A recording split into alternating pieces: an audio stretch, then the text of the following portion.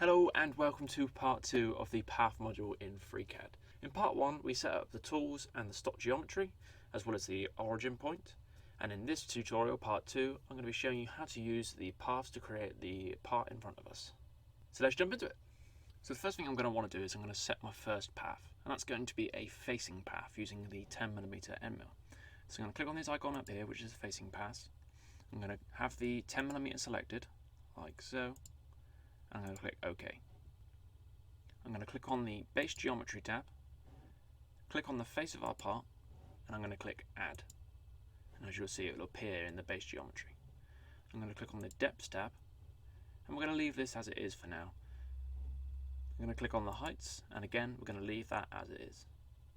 Click on the Operations tab, and I'm going to set the boundary shape to Stock. The cut mode is going to stay as Climb rather than Conventional. The pattern is going to be zigzag. The angle we're going to put to 90 degrees. The step over we're going to keep as 50%, so that's 50% of the tool, so half. So every time it does a new line, it will take half a cut, so 5mm cut. The material allowance around the outside, I'm going to set that to 10mm, and we're not going to use a start point for this. Now I'm going to click Apply, and as you'll see, the lines for the path will appear on our screen. So what I'm going to do is I'm going to click OK, and then I'm going to simulate what we've just created.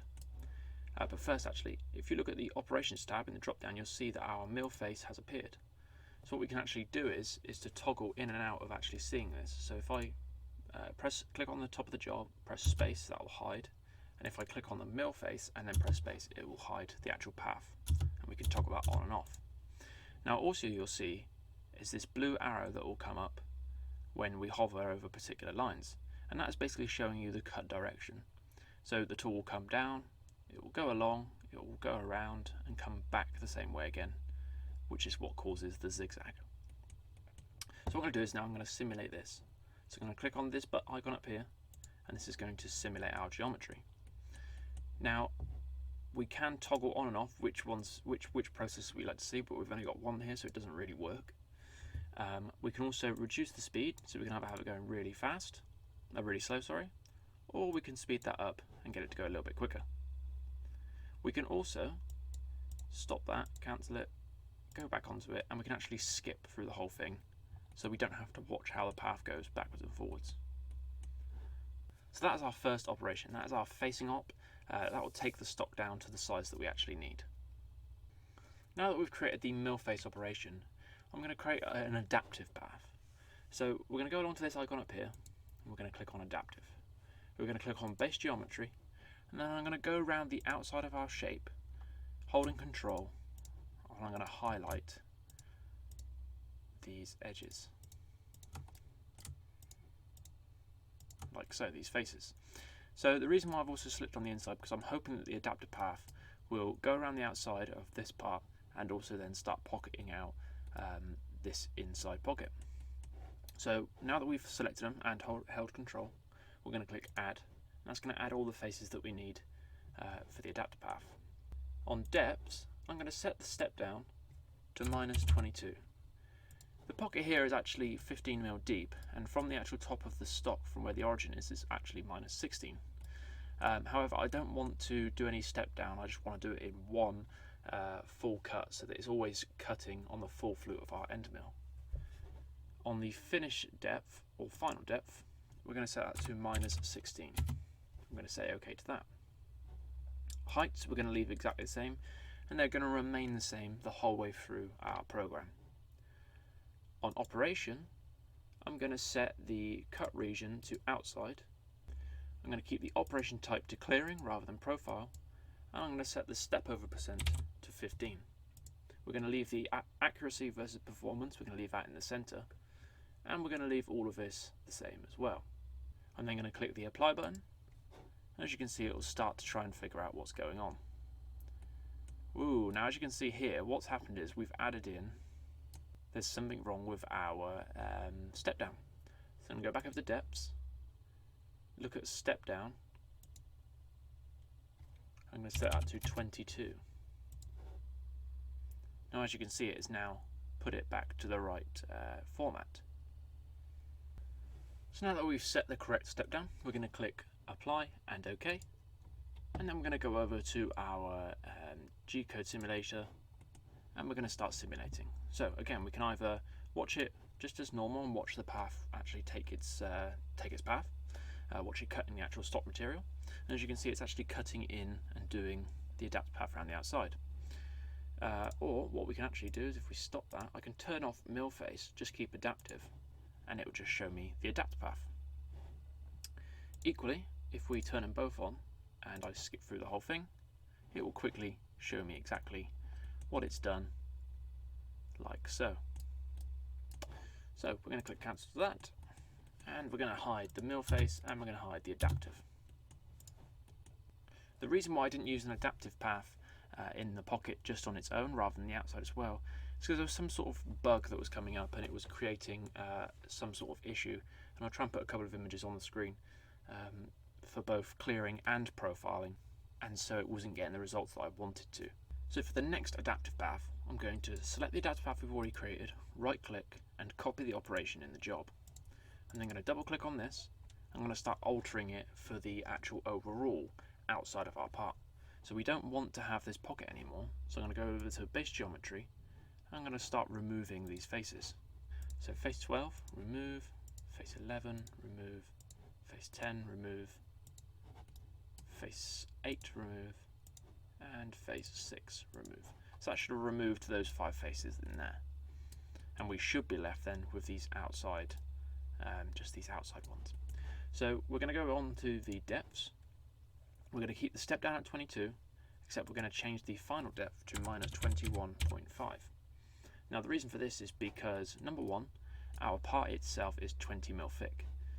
Including the 1mm stock from where our datum point is on the Z, that's 21. And we also want to go past our actual depth of our part, because when we go to turn it, flip it over and face off the stock we were holding onto, the 8mm, we want to make sure that we've definitely gone the whole way past our part. So minus 21.5 and OK.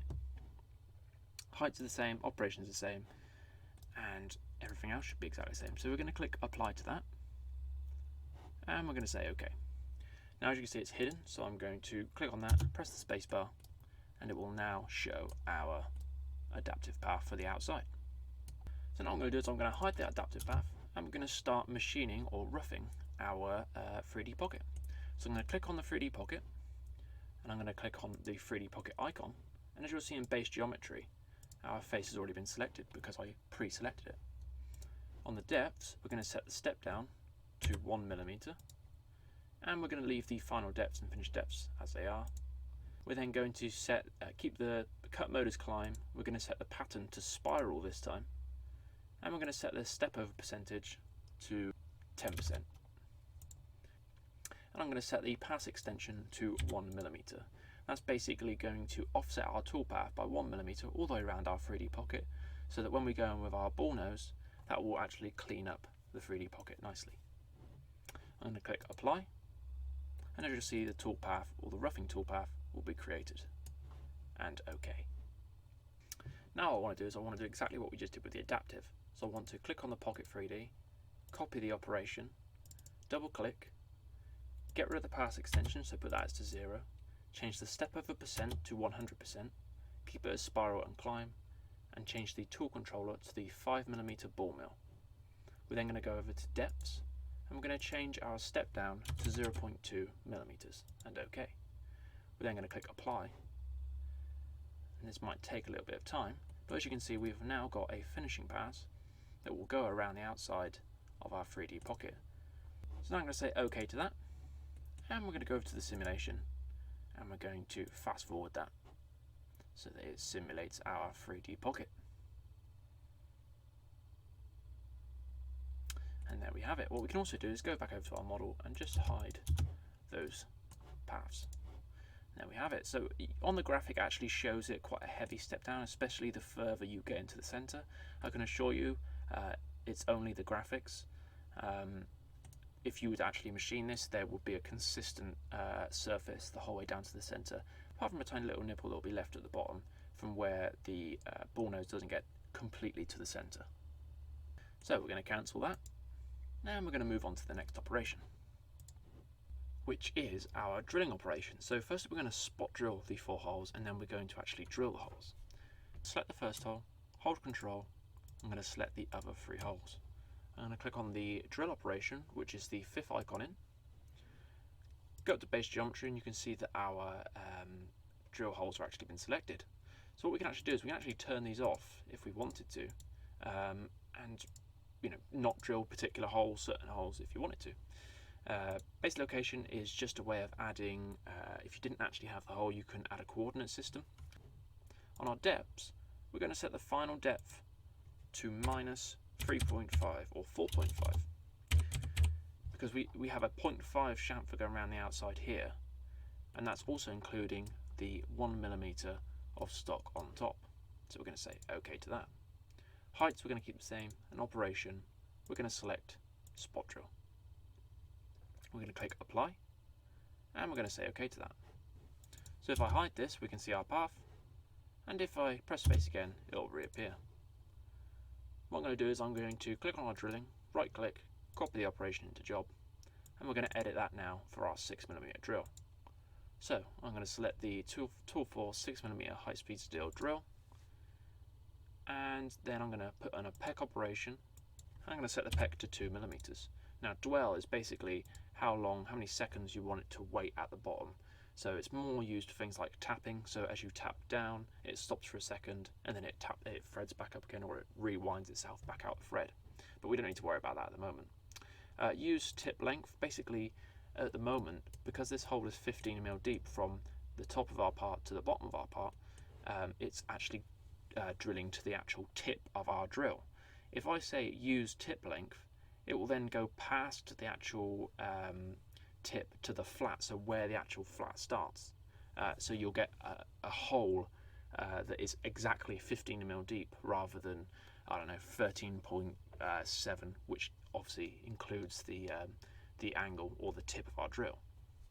So we're not going to use that for now. We're just going to keep that as the depth it is. I'm going to go over to depths, and I'm going to set that to minus 16, because remember we're going 15mm deep and 1mm of stock. We're going to say OK to that. We're going to click apply, and we're going to say OK.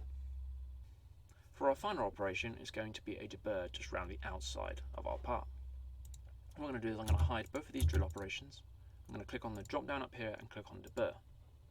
What I'm going to do is I'm going to set this W width to 0.25, and I'm going to keep the height to 0.1. I'm going to select the tool 6 8mm chamfer mill, keep the heights the same, keep the depth the same because we don't need a step down, and on base geometry I'm then going to add the outside edge of our part, holding control like so. Once we've selected our entire edge, we're going to click add, and then we're going to click apply, and then we're going to say OK. I'm then going to go over to the simulation tab, fast forward it,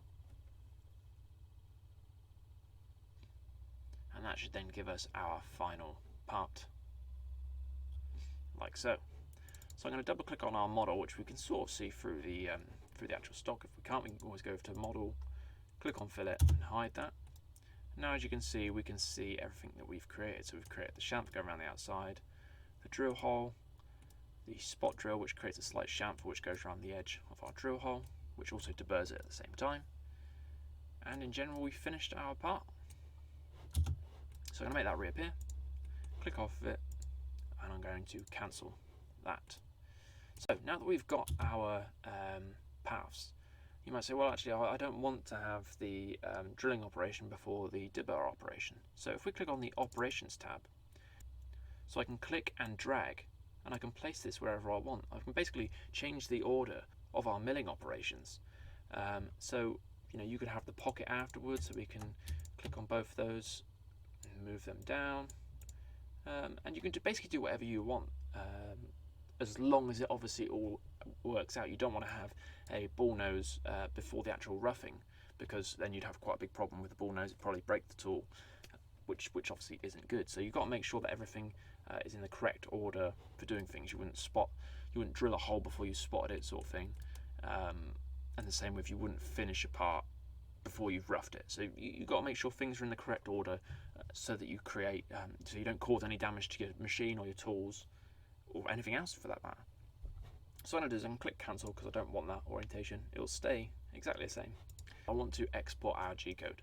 So I'm going to click on our job and I'm going to click on this toolpath and a red arrow which is going to post, or it's going to process our post. And it's going to bring up all of this code. So yeah, just be very careful with the G-code and run the machine slow if you are going to use the G-code. But apart from that, that's our post. And that's the end of our FreeCAD path module. Thank you very much for watching. I hope you've enjoyed it. Sorry that this one has gone on for a bit longer than I would have hoped for. I was just trying to fit it as much into one video as possible, just so that you could do this and get on with whatever you wanted to do, creating your parts really. So if you like the video, give it a thumbs up. If you dislike the video, give it a thumbs down. Remember to leave a comment in the comment section down below letting me know how to improve these videos. Thank you very much for watching, and I'll see you in the next video.